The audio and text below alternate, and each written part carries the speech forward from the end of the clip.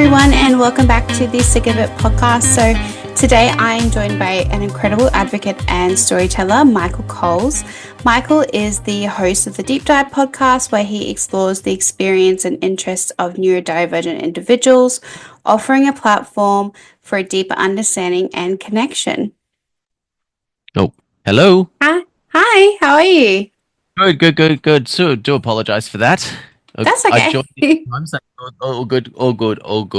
I'll try and answer the questions as best as I can. So, That's okay. How are you going today? not too bad. I just had my psychology appointment and it's trying to sort of doing some stuff on the cyclone. That's How'd you okay. go to the cyclone? Yeah, I was okay. Kind of missed us. We just got some flooding in the suburbs around us. What about you? Just got a bit of wind. We didn't lose any power, so we're all good. I think we only sort of lost internet for about like 5, 6 hours, but that's pretty much Hmm. about it. Yeah, that's pretty good then. Yeah, So, but thank you. just Yeah, trying to sorry.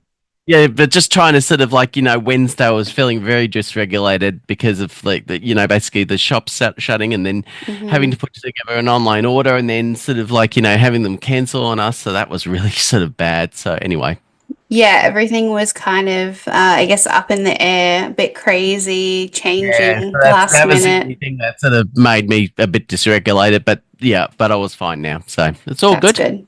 That's good. Okay, Well, thank you for coming on. It's good to that's all right. speak with you again. Yeah, it's good to speak with you again as well. Can you start by just telling us a bit about you? Okay, so I'm a 50-year-old autistic. I was actually sort of diagnosed in 1978 when I was 3 with PDD-NOS, which is post-developmental disorder not otherwise specified. And then I was diagnosed with Asperger's syndrome back in 2010 when I was 35, when my first wife decided to leave me after 6 months of marriage. And then I got re-diagnosed in 2017 after basically a work manager basically sort of told me to sort of concentrate, so to speak. So I knew it was because of my autism and stuff like that. So I needed to sort of see a psychologist to actually sort of get that process, sort of, so to speak. I had a really bad meltdown in November 2023 after there was a lot of sort of like changes in the workplace. There was sort of I tried to sort of communicate my accommodations and stuff like that, basically sort of stuff that I needed and stuff like that because I was feeling a bit stressed at the time. And there was a lot of changes sort of happening which I didn't quite understand. So I was trying to sort of express it to them as much as I can, but they just basically didn't listen at the time and there was basically too much for me and I decided to basically I needed to sort of have a melt. Well, basically, I'll sort of explain things. I'm sorry if I'm a little bit sort of disjointed at the That's moment. fine. On that particular day at 8:30 in the morning, I text my wife, basically saying I was feeling very stressed and just didn't want to do this job anymore. And then what actually happened is basically she told me to go to a GP. And then what actually happened is after that, I decided to just plow on, and then by 10 o'clock, I rang 13 Health, and then they took me to hospital because basically I was describing my symptoms at the time, and then they basically said, you need to go to hospital." So, Hmm.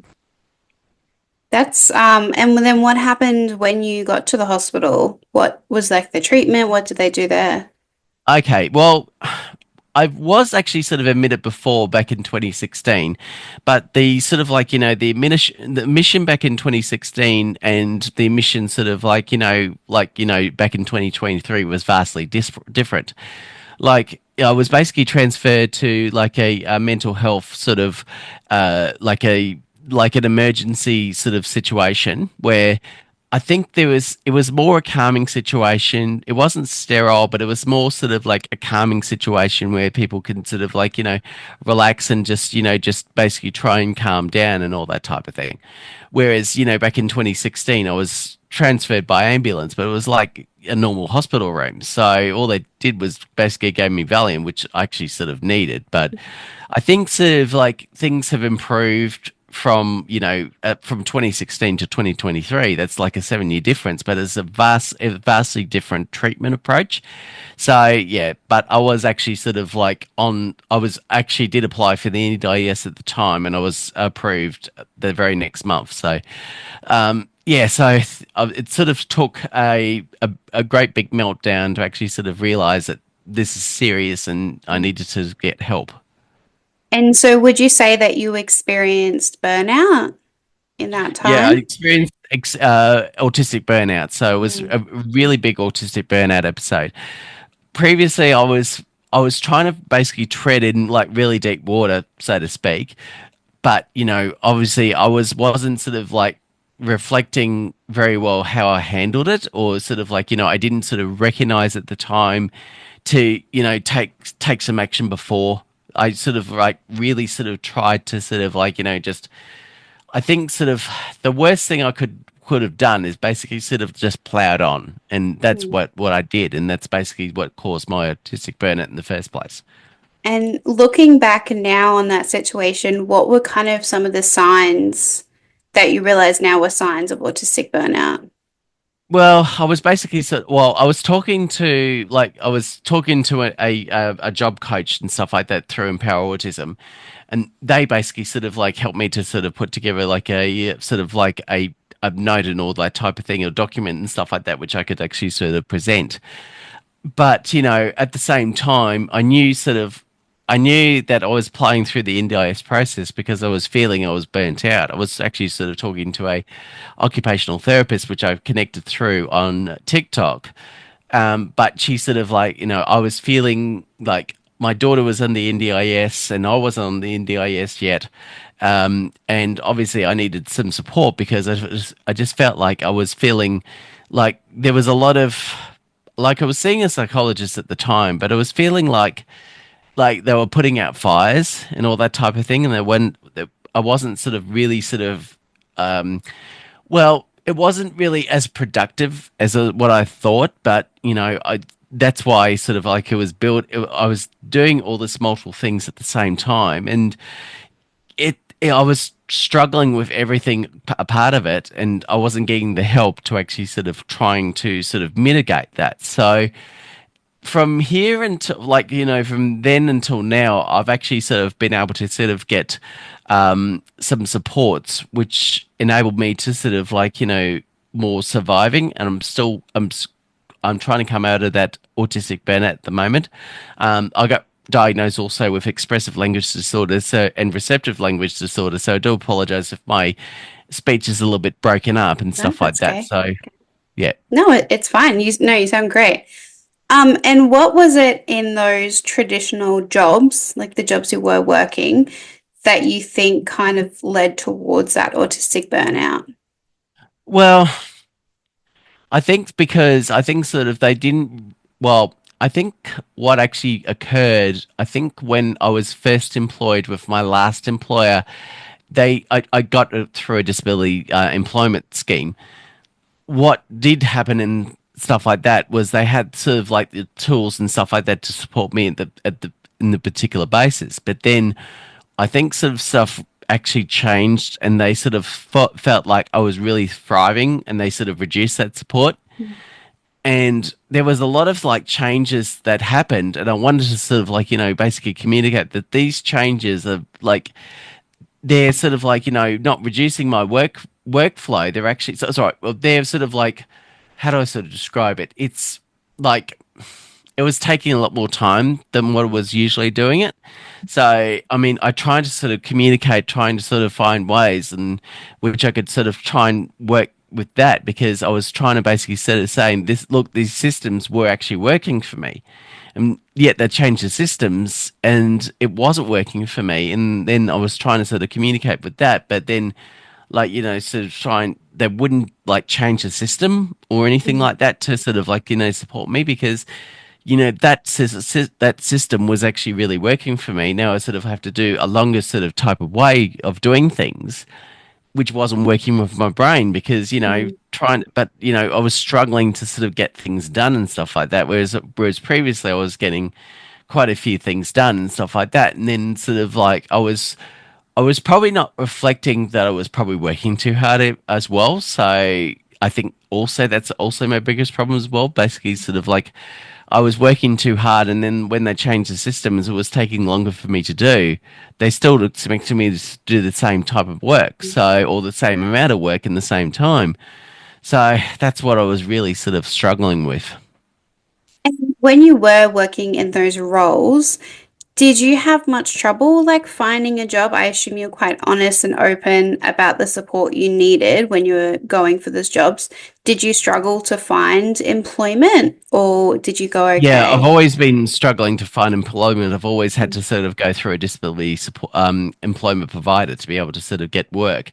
Because I was previously in aged care and basically I was bullied at that job. And then sort of like, before that, I was basically like in a bank for about 21 years, but I got retrenched from that role. So I think sort of like different employers take different sort of roles with basically sort of have different sort of like employment sort of stances when it comes from to accommodations, and I haven't quite found that yet. So I'm doing sort of like different roles, like different bits and pieces with Empower Autism. I'm doing program facilitation, and I've just basically sort of I'm doing some sort of like coursework with the Social Impact Hub. So I'm hoping to get a how do I sort of describe it, a social enterprise happening within the next 12 months. So that will sort of include some advocacy work, some sort of like, expansion in relation to the podcast, which I'm doing called the Deep Dive Podcast. And I'm also sort of doing some, how do I sort of describe some public speaking with that as Hmm, well. that's exciting. Have you done any public speaking yet or not yet? Not yet. I'm still trying to sort of get my foot in the door at the moment. So Yeah. I'm trying to sort of get that sort of like little push to be able to sort of do it. Hmm. I've got sort of like spiel actually ready, but it's more sort of Yeah. like Got to find getting someone. going to go find some speaking gigs and stuff like that. Yeah, no, that'll be exciting. Um, and what do you think would have made it a lot easier and better for you in those previous jobs? Like, what would you like to see them implement for people like you? Well, basically, I would actually prefer them to actually sort of talk to my so-called well, like the three sort of allied health professionals first, and continually sort of communicate with them. So, because I think it's very important to actually sort of have those accommodations and then stick with it, because you've got sort of like identified like my communication style is a little bit different, so they sort of know what to expect, and also sometimes I have to ask a lot of questions to be able to sort of get sort of like the same result, because sometimes they may be sort of a little bit vague with their communication, or they could sort of like I need to sort of like know the reason behind it, so how they're looking at it and how they're sort of like seeing it from their point of view, because it's always subjective. So I think the biggest thing is basically sort of the understanding of people with autism or autistic people. So they work a different way, but it's not necessarily the wrong way. So I think it's better to them to sort of like tolerate the differences that we bring to the role, or basically we approach things in a different way. So I think it's better for them to realize we have basically communication challenges, and sometimes we can't just get what you're actually saying in the first place. We need to sort of find out a little bit more information before we can actually sort of do the role, because I have to sort of say we do kind of have perfectionistic tendencies, and sometimes we just can't read. We can't read what other people are actually thinking. So, like not a lot of people are actually sort of telling us the behind the scenes information, what they're thinking of in their head. Hmm. And did you kind of work like office type jobs, like office Office roles? type jobs, but I was working from home, which I had sort of the luxury with that. The problem was basically they wanted to sort of go with hybrid type of work, but then obviously I was caring for my daughter as well, which she was having problems with her school. And then sort of like she was discriminated from her school because of like, because of like teacher shortages and all that type of thing, or, basically sort of like not because of like basic sort of like training which they didn't sort of undertake. So I think they weren't equipped to sort of deal with my daughter, but now sort of like we're at a different school, they could sort of have the extra support that basically she needs. So sometimes I need that extra support at times and stuff like that when I do struggle. So, and I'm trying to sort of do work which is basically sort of not quite as intense, or, it's sort of more with aligned with my special interests, so to speak. Yeah, because I used to work like office jobs a lot and worked in business and yeah, there's a lot of like office politics and Yeah, people and aren't that's a big yeah. thing. Yeah, And people basically, are sort of trying to very yeah, you go. the corporate world is not very sort of set up for us autistics. No. That's half the problem. No, I don't think so. Yeah, that's why I don't work in an office anymore. Yeah, so it's better. Well, we sort of like survive like working by ourselves, which we actually really value that, and also we're really keen to do about it because we've got that sort of sense of control, so to speak. Mm, So when we have that sense of control, we know exactly what we can do, and we can actually thrive in that environment. yeah. Whereas you've got no sense of control, and then sort of like sudden changes in policy or procedure or basically managers that basically just simply don't like you because you're autistic, Mm, you've got those challenges ahead of you. yeah. And so you said your daughter is diagnosed as well, correct? Yes, that's correct. Yes. She's got more Was needs than I do. yeah, was she diagnosed at quite a young age? She was diagnosed at 5 years old, so she was only diagnosed, I think, in 2023. Mm, So it was only a couple of years ago now. But when they sort of like, I think the preschool that you went to, they sort of acknowledged that she was a little bit different in her approach to other people and stuff like that. So they wanted to get some more support in there with her with speech therapy and occupational therapy.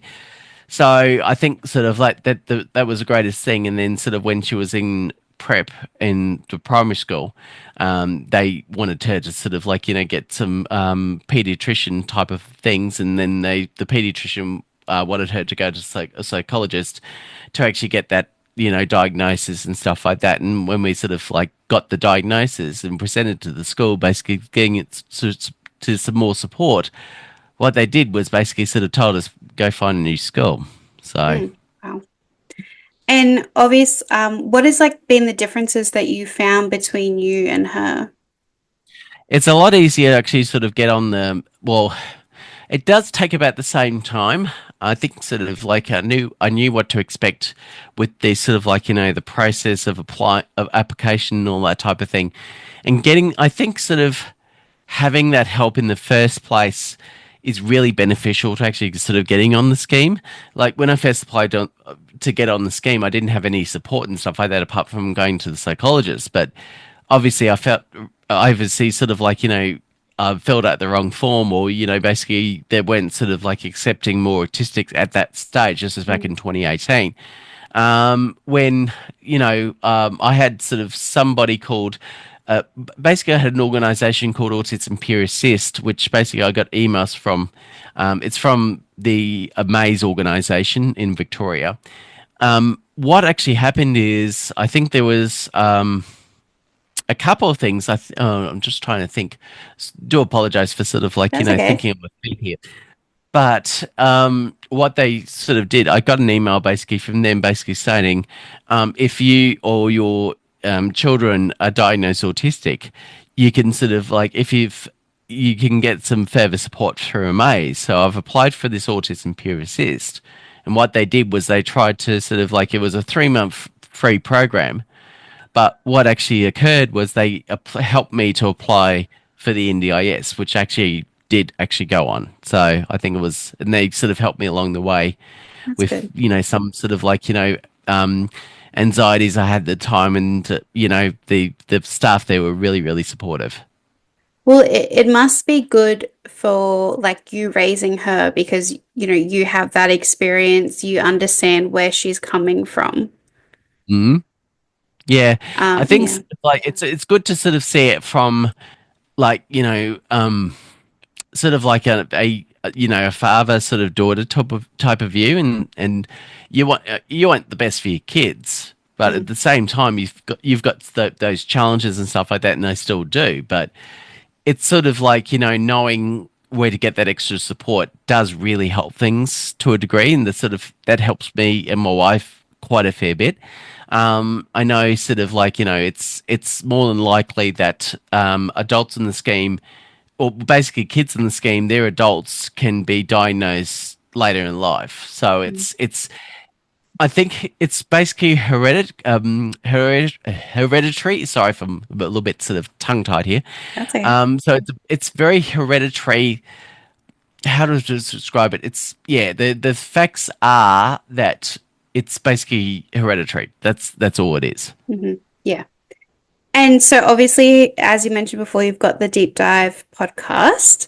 Yes. Um, can you tell us a bit more about that and how it got started and the inspiration behind it? Okay. The inspiration behind it was I sort of came up one day with this particular name. The premise of the thing was the sort of like the motto for my program was the place to overshare. So I had this sort of like, what if I get sort of like, people that I interview? I've been seeing a lot of people on TikTok basically sort of living their best lives despite the fact they're autistic. But the one thing that they sort of showed in their things was like the positivity that they sort of like brought to themselves. Like they were sort of living their best lives, even though they sort of had autism. So I want to sort of like basically sort of like um, you know, I'm just trying to sort of think. It's basically basically one. It was basically sort of the one subject, basically sort of talking it over to death. So that was basically the thing behind the deep dive. I wanted to do a podcast for like about 6 months. I was actually inspired by a few people like Orion Kelly, that autistic guy, and a few other sort of like Mm. autistic creators. So I wanted to sort of like bring my sort of like sort of my unique role to the table, and it's been really exciting so far. We've got about 6,500 subscribers at the moment, Wow. and I think we've got sort of over about 2,000 views an episode on YouTube at the moment. So, Wow. and there's Congratulations. there's quite a few also on Spotify and Apple Podcasts and all that type of thing. So we've got the audio and the video podcast. I used to do production at a couple of the community radio stations, so I decided to bring that more in my own home and decided to do that sort of on my own sort of bat. So it's really good to sort of like finding out how do I sort of edit and all that type of thing, and trying to sort of get a method that actually works for me. So I mean, Yeah. sort of I've got a sort of like a pre-prepared sort of script, and then sort of like I discuss with the guests what questions to ask and all that type of thing, and then I edit it and I basically sort of like show it to them for their approval, and then I publish it on the web. So that's what I do in relation to the Deep Dive podcast. That's a good, yeah, I've loved kind of seeing how we do things differently. Hmm. Like we kind of do the same thing, but it's very different. Like I feel like, we could do an episode on the same topic and it would be you could still get two different perspectives. Yeah, because I mean, if you meet one autistic, you meet one autistic. So they've got all this difference of like, different perspectives or different experiences and stuff like that with it. It's very, very unique. So, but we do sort of tend to sort of like, band together, which I think is really, really important with our Yeah. autistic community. I know there's sort of certain groups at the moment which I've joined, sort of like Neuroaxis, which is run by Annie Crow at the moment. So I've joined her group, and basically I've had a chance to sort of talk with other neurodivergent people in relation to my own experiences and all that type of thing. And it's good to have meetups and all that type of thing. So it's good to sort of connect as well, which I think sort of is Mm. really good to sort of meet other people. I'm also part of the Neurodivergent Business Collective, so I could sort of talk about the podcast, what I'm struggling with, if I need hands and if I need a hand in relation to some social media, that type of thing. So that's been really good to connect with them as well. So I know there's a couple of NDIS businesses that I've joined as well, so, which connects other NDIS businesses together. So that's what I've been really appreciating about what I've been doing as well. Yeah, that's so good. So, what's kind of next for you? So, you want to obviously the podcast is going to keep going, and Mhm. then you want to kind of step into more advocacy work. I want to sort of do a little bit of the three. So basically, sort of like just still doing the podcast. I like to sort of eventually pay guests for the podcast because Mhm. I'm not paying people for the podcast at the moment because No. obviously I'm not getting any money for it. I like Yes. to get sponsor. I like to get sponsorship for it. So I like to Mhm. sort of. I know I want to get sort of guests, but I know sort of they're sort of like with autistic people, they sort of struggle with employment themselves. So I like to sort of find a way in which I can sort of pay them to a degree. So Yeah. I think it'll be good to sort of like get some sponsorship and be able to sort of give back in one sort of way, shape, or form.